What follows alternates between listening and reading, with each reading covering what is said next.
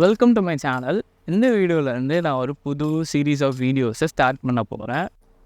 So என்னோடய area of ஒர்க்கில் இருக்கிற சின்ன சின்ன ஃபேக்ட்ஸை உங்கள்கிட்ட இந்த சீரீஸ் ஆஃப் வீடியோஸ் மூலமாக நான் சொல்ல போகிறேன். இந்த கண்டென்ட்ஸ் உங்களுக்கு யூஸ்ஃபுல்லாக இருக்கும்னு நம்புகிறேன். So let's get into the video.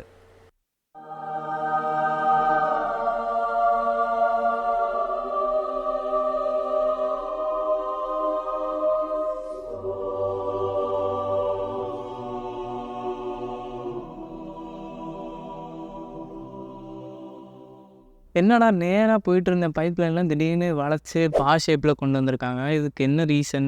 Contractor சைடில் ஏதாவது தப்பு பண்ணி வளைச்சி வச்சிட்டானுங்களா? இல்லை இடம் நிறைய இருக்குது, அதை யூட்டிலைஸ் பண்ணுவோம் அப்படின்னு வளைச்சி ஷேப்பில் கொண்டு வந்திருக்கானுங்களா? இல்லைனா ஏதாவது ஏஸ்தட்டிக்கான ரீசன் இருக்குமோ அப்படின்னு உங்களுக்கு தோணுச்சுன்னா ஸோ தப்பே இல்லை. ஸோ எனக்கும் அப்படி தான் தோணுச்சு ஃபஸ்ட் டைம் பார்க்கும்போது. இது அழகுக்காகவோ இல்லை யாரோட தப்பு மூலியமாகவும் நடக்கல. இது முழுக்க ஒரு இன்ஜினியரிங் டிசைனுக்காக தான் பண்ணியிருக்காங்க.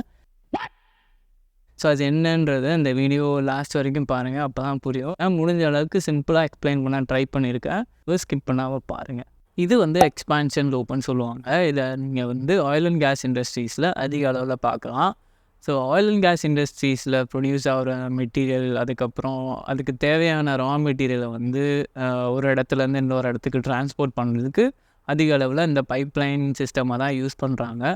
அப்படி அவங்க ட்ரான்ஸ்ஃபர் பண்ணுற ஃப்ளூயிட் ஒரு சர்டன் டெம்பரேச்சருக்கு மேலே எக்ஸீட் ஆகிறதுக்கு வாய்ப்பு இருக்குது. ஸோ அப்போது அந்த கேரி பண்ணுற பைப்லைன் இன்டர்னல் ஸ்ட்ரெஸ் காரணமாக எக்ஸ்பேண்ட் ஆகிறதுக்கு வாய்ப்பு இருக்குது. ஸோ இன்னும் புரிகிற மாதிரி சொல்லணுன்னா, எந்த ஒரு மெட்டீரியலையும் நீங்கள் ஹீட் பண்ணும்போது அது எக்ஸ்பேண்ட் ஆகும், கூல் பண்ணும்போது கான்ட்ராக்ட் ஆகும். சேம் பிரின்சிபல் தான். கேரி பண்ணுற பைப்லைனில் இருக்கிற ஃப்ளூயிட் டெம்பரேச்சர் எக்ஸீட் ஆகும்போது அந்த கேரி பண்ணுற பைப் எக்ஸ்பேண்ட் ஆகும்.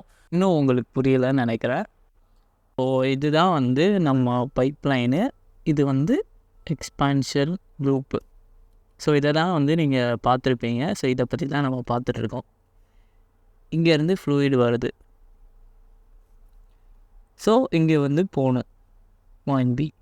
ஸோ இப்போது போயிட்டு இருக்கிற ஃப்ளூயிட் டெம்பரேச்சர் ரைஸ் ஆகிறதுனால நம்ம முன்னாடி சொன்ன பிரின்சிபல், எந்த ஒரு மெட்டீரியல் ஹீட் பண்ணும்போது எக்ஸ்பேண்ட் ஆகும்னு சொன்னோம்ல, அந்த ஃப்ளூயிடோட டெம்பரேச்சர் ரைஸ்னால் எக்ஸ்பேண்ட் ஆகும்.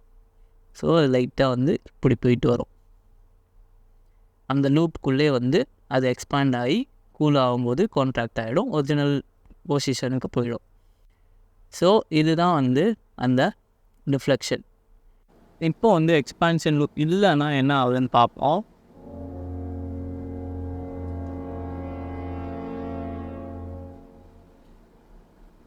ஒரு pipeline without expansion loop.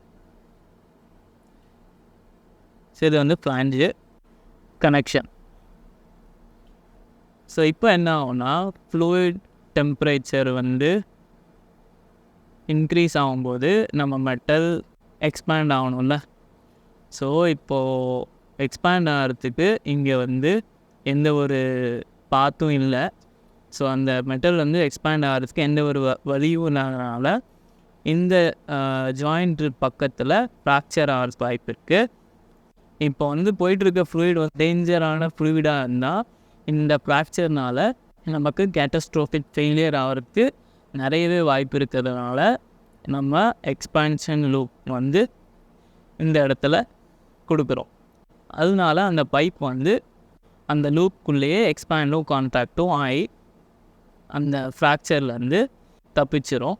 So இதுதான் எக்ஸ்பான்ஷன் லூப்போட ஒரு விளக்கம். ஸோ இது ஜஸ்ட் ஒரு பேசிக் லெவல் ஆஃப் எக்ஸ்ப்ளனேஷன் தான் இந்த வீடியோ நான் சொல்லியிருக்கேன்.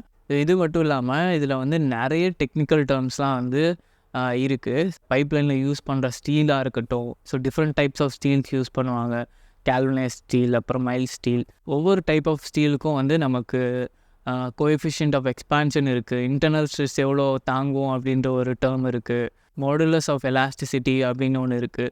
ஸோ இது எல்லாத்தையும் டிட்டர்மைன் பண்ணி தான் அந்த எக்ஸ்பான்ஷன் லூப்பை டிசைன் பண்ணுறாங்க ஸ்ட்ரக்சரல் இன்ஜினியர்ஸும் பைப்பிங் இன்ஜினியர்ஸும்.